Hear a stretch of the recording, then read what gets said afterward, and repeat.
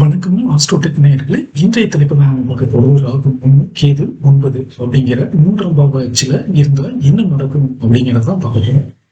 இதுல 3ஆம் பாவம் அப்படிங்கிறது தைரிய வீரிய ஸ்தானம் அப்படின்னு சொன்னாலுமே கூட ஒருத்தருடைய approach, different style of approach அப்படிங்கிற ஒன்றையும் குறிக்கக்கூடிய ஒன்று இது, இந்த 3ஆம் பாவம்.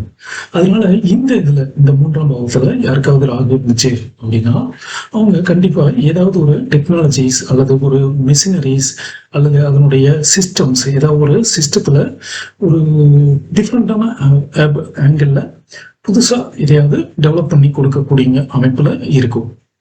இதுல பாத்தீங்கன்னா இந்த அமைப்புல ஒரு டெக்னாலஜி, நியூ டெக்னாலஜிஸ், அதனுடைய இன்ஸ்ட்ருமெண்ட்ஸ், அதனுடைய சிஸ்டம்ஸ், அதை பயன்படுத்தி ஒரு மெசேஜை ரிசீவ் பண்றது, ஒரு தகவல்களை வாங்குறது அல்லது மேனேஜ் பண்றது, அதை உருவாக்குறது அப்படிங்கிற மாதிரியான அறிவையும் தெளிவையும் கொடுத்துருவாரு இந்த 3ஆம் இடத்துல இருக்கக்கூடிய ராகு. ஸோ இந்த 3ஆம் இடத்துல இருக்கக்கூடிய ராகு இருக்கிறவங்களுக்கு மேக்சிமம் ஒரு ஷார்ட்கட் மெத்தேடு தான் அவங்க அதிகமாக அப்ரோச் பண்ணுவாங்க. நார்மலாக யூஸ் பண்ற மெத்தேடை அவங்க யூஸ் பண்ணவே மாட்டாங்க. நம்ம நார்மலாக கொஞ்சம் ஹார்டாக டிஃபிகல்ட்டாக ஃபீல் பண்ணுற இடத்துல எல்லாம் அவங்க கொஞ்சம் ஷார்ட்கட் மெத்தடை யூஸ் பண்ணுவாங்க. சில நேரங்களில் பேக் டோர் அப்ரோச் அப்படிங்கிற பின்புற வாசலில் மூவ் பண்ணக்கூடிய அமைப்பும் இவங்களுக்கு உண்டு. ஸோ இந்த ராகம் 3ஆம் இடத்துல இருக்கிறது அப்படிங்கிறது ஒரு புதிய யோசனையை யூஸ் பண்ணி அது மூலமாக அதனுடைய சிஸ்டத்துக்கு, ஒரு டெக்னாலஜிக்கு ஒரு வேல்யூ கொடுக்கறது, ஒரு மதிப்பை கூட்டி கொடுக்கறது அப்படிங்கிற வேலையை இவங்க செய்வாங்க.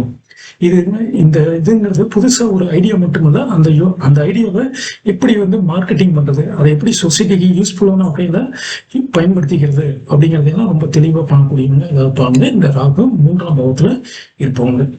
ஸோ இதுக்கு ஆப்போசிட்டா கேது 9 என்ன பண்ணும் அப்படின்னா உங்களுடைய அடிப்படை ஒழுங்கு, அதுல இருக்கக்கூடிய அந்த சிஸ்டம், அந்த டெக்னாலஜி, அந்த டேர்ம்ஸ்ல இருக்கக்கூடிய அதனுடைய பேசிக் ஸ்ட்ரக்சரை, டிசிப்ளினை, இதெல்லாம் கரெக்டா சரி பண்ணி கொடுக்கும். ஸோ இவங்களுக்கு சடனா ஏதாவது ஒரு டேலண்ட் அல்லது அது தொடர்பான விஷயங்கள் சடனா கிடைச்சு அதை ஈஸியா யூஸ் பண்ண ஆரம்பிச்சிருவாங்க. ஸோ இந்த டெக்னாலஜி அப்படிங்கிறது ரொம்ப பழசாக தான் இருக்கும். அந்த பழைய டெக்னாலஜிஸை, பழசாக இருக்கக்கூடிய ஒரு விஷயங்களை எடுத்து இன்றைய காலகட்டத்துக்கு ஏற்ற மாதிரி சரி பண்ணி கொடுக்குறவங்களா இருப்பாங்க. ஸோ இந்த மாதிரியான நபர்கள் பண்ணக்கூடியது எல்லாமே லைஃப் லாங் எவர் லாஸ்ட் அப்படிங்கிற மாதிரி காலத்தால் அழியாத உண்மைகளாகவும் ஆழமான அறிவுபூர்வமானதாகவும் இருப்பதற்கான வாய்ப்புகளும் இருக்குது.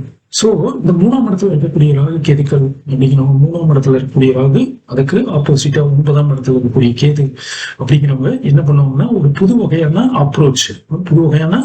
அப்ரோச்சையும் அதே மாதிரி பழைய ஸ்ட்ரக்சர்ல இருக்கக்கூடிய ஒரு நாலேஜையும் கம்பைன் பண்ணி புதுசா ஒண்ணா ப்ரெசென்ட் பண்ணக்கூடியவங்களா இருப்பாங்க.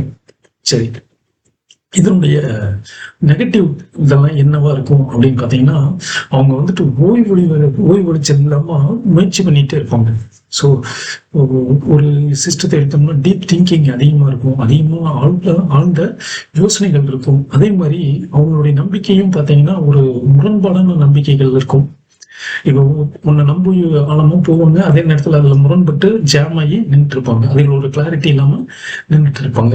அதே மாதிரி அவங்களுடைய டீச்சருக்கும், ஏன்னா இவங்க புதுசா அவங்க டீச்சர் சொல்றக்கூடிய கான்செப்டை இவங்க புது ஆங்கிள் நோட் பண்ணி பார்த்து அதுக்கு வேற ஒரு டிஃபினேஷன், வேற ஒரு கருத்துக்கள், வேற ஒரு நோக்கம், இதையெல்லாம் விளக்கி சொல்லுவாங்க. ஸோ இதனால இவங்களுக்கும் டீச்சருக்கும் அல்லது இவங்களுக்கும் அந்த கான்செப்டை டிஃபைன் பண்ணவங்களுக்கும் ஒரு மிஸ் அண்டர்ஸ்டாண்டிங் வரத்துக்கு வாய்ப்புகள் அதிகம் இருக்கு.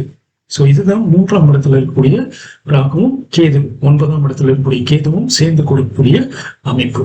ஸோ இது இவங்களுடைய இயல்பு வாழ்க்கையில, நடைமுறை வாழ்க்கையில, குடும்பத்துல மேரேஜை டிஸ்டர்ப் பண்ணலாம். ஏன்னா 3ஆம் இடம் நம்பிக்கை, தைரியம், வீரியம் அப்படிங்கிறதுனால அதனுடைய எஃபெக்ட் அப்படிங்கிறது மேரேஜ்ல கொஞ்சம் டிஸ்டர்பன்ஸ் வரலாம். அதே மாதிரி குழந்தைகள் வெளியிலையும் கொஞ்சம் டிஸ்டர்பன்ஸ் வரலாம். ஆனா இவங்க பேசிக்கலா பாத்தீங்கன்னா கொஞ்சம் குழந்தைகளை பத்தி கேரிங் இருக்கக்கூடியவங்களாகவும் இருப்பாங்க. எதிர்கால சந்ததிகள் அப்படிங்கிற நோக்கத்துல அதை பத்தின ஒரு சிந்தனையும், அதை பத்திய ஒரு ஆழ்ந்த ஒரு அக்கறையும் கொண்டவர்களாகவும் இந்த ராகு 3ஆம் இடத்தில், கேது 9ஆம் இடத்தில் அமைந்தவர்களுக்கு இருப்பது இயல்பாக இருக்கலாம். ஸோ அடுத்த பதிவுல நாம ராகு 4லையும் கேது 10லையும் இந்த மாதிரியான அமைப்புகள் இருக்கும் அப்படிங்கிறத நாம தெளிவா பார்ப்போம்.